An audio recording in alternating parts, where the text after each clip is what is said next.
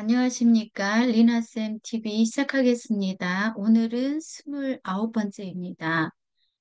지난번에 이어서 시스템 탱커가 되기 위한 습관 7번째 소개해 보겠습니다. 지금까지 소개한 6가지 습관들 한번 기억해 보도록 할게요. 첫 번째, 빅 픽처이죠. 큰 그림을 보라. 나무가 아닌 숲을 바라보라. 멀리서 조망하는 그런 느낌으로 큰 그림을 보라는 의미입니다. 만 미터라는 그런 의미도 있습니다. 만 미터 뷰. 이게 이제 빅픽처 같은 비슷한 의미라고 생각하면 될 것 같고요. 체인지 오버 타임은 시간에 따른 변화에 주목하라는 것이죠. 모델링을 통해서 어떤 변화가 일어나는지 예측해 볼 수가 있는데요. 그것이 바로 체인지 오버 타임이 되겠습니다. 그 다음에 시스템 스트럭처, 구조를 보라는 것이죠. 사람을 탓하기 전에 그렇게 될 수밖에 없는 구조를 봐야 한다라는 의미고요. 그 다음에 멘탈 모델, 정신 모델이죠. 정신 모델을 모델링을 통해서 바꿔라. 그리고 어, changes perspectives, 관점을 바꾸라는 것이죠. 그리스 철학에서 유래한 에포케 판단 중지를 말씀을 드렸었는데요. 나의 생각을 무조건적으로 믿지 말고 잠시 의심하고 판단을 중지함으로써 그러한 과정을 통해서 자신의 관점을 바꿀 수가 있습니다. 그리고 assumption이죠. 좀 어렵게 느껴질 것 같아요. 우리말로 가정이나 추측을 의미한다고 그때 말씀을 드렸었죠.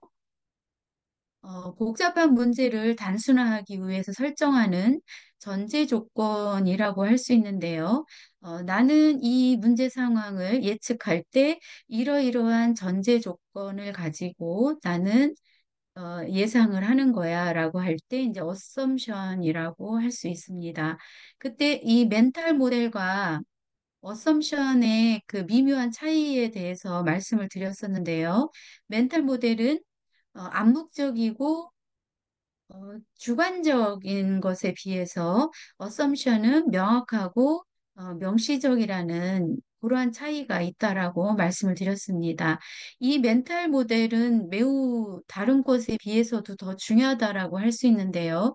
시스템 사고나 시스템 다이내믹스를 공부하는 이유는 정신 모델을 바꾸기 위해서입니다. 각자가 가지고 있는 기저에 깔린 정신 모델을 바꿈으로써 시스템을 이해하고 시스템의 역동성을 알아봄으로써 자신의 정신 모델을 점검하고 수정할 수가 있습니다. 그래서 더 나은 의사 결정을 할 수가 있는 것이지요. 자, 그러면 오늘 이제 7번 시스템 띵커가 되기 위한 습관 말씀드려 보도록 하겠습니다.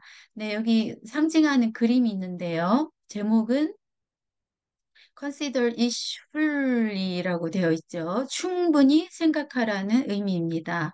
여기 그림을 보면 이 정비공이 이제 차가 문제가 있나 봐요. 그랬을 때 차 본네트를 열고 하나하나 점검을 하죠.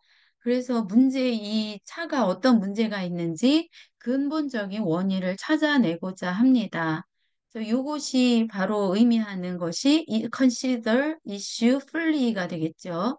그래서 여기 보면 핵심 문구 잠깐 바로 행동하기 전에 참고 충분히 생각하라라고 되어 있습니다. 우리 일반적으로 저지르기 쉬운 실수가 순간의 생각으로 성급한 판단을 해서 나중에 후회하는 일을 하는 것이라고 볼 수 있죠. 사실 저도 그런데요.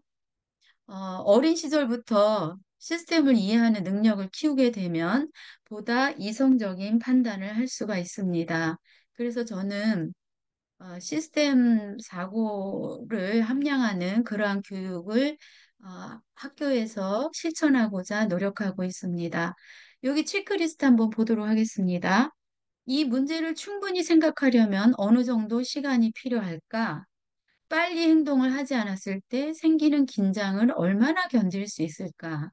문제가 해결되지 않은 상태에서 다른 사람에게 인내심을 가지도록 시간을 두고 충분히 생각하게 만드는 방법은 없을까? 와 같은 이러한 체크리스트를 점검해 봄으로써 consider it fully 요 습관을 가질 수 있게 되겠죠. 출처는 월센터입니다.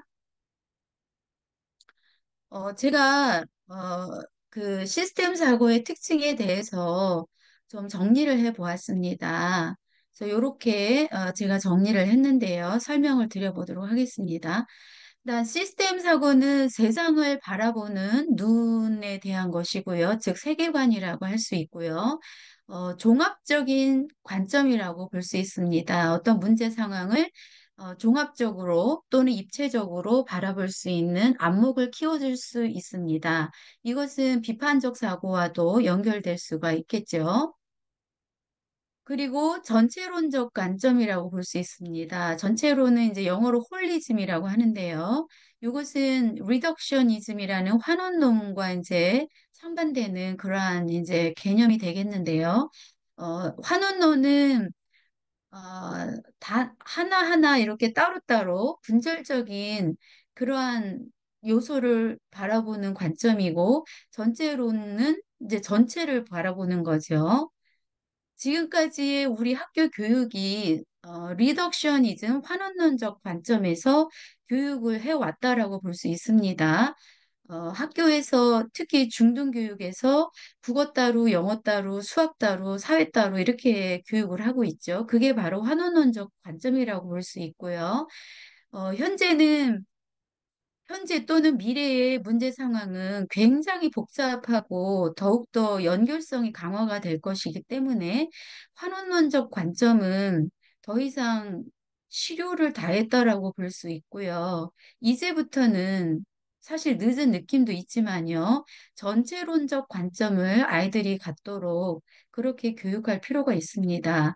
이제 그것이 요 밑에 나오는 다학제적 성격이라고 하는데요. 인터디서플리너리 멀티 디서플리너를 넘어서 인터 디서플리너리의 그러한 성격으로 이제 학교 교육이 이루어져야 된다는 것이고요. 이것은 다시 말해서 융합 교육을 해야 된다는 의미가 되겠습니다. 우리 국가교육과정에서도 바라는 인간상의 융합 인재라는 표현을 하고 있습니다. 어떤 문제 상황을 한쪽에서만 바라보는 것이 아니라 여러 관점에서 여러 교과를 아우르는 넘나드는 그러한 관점에서 문제 상황을 바라볼 때 그 문제의 상황을 다르게 이해하고 합리적인 의사를 가지고 보다 나은 의사 결정을 할 수가 있다라는 것입니다.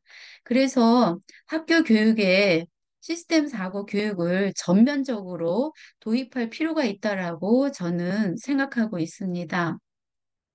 2022 교육과정의 중등 교육과정에서 환경교육 파트에 지구를 시스템 관점에서 바라보고 시스템 사고 개념을 도입하라라고 명시가 되어 있는데요. 저는 꼭 환경 교육만이 아니라 다른 교과에서도 모든 교과에서 교사가 시스템 관점을 가지고 교육할 필요가 있다고 생각을 합니다. 그러려면 교사가 시스템 사고 소양이 필요하지요. 그래서 저도 이렇게 유튜브를 통해서 또 블로그를 통해서 시스템 사고 관점을 갖기 위해서 이러한 것을 운영하고 있습니다. 네, 오늘 이상 마치겠습니다. 시청해 주셔서 감사합니다.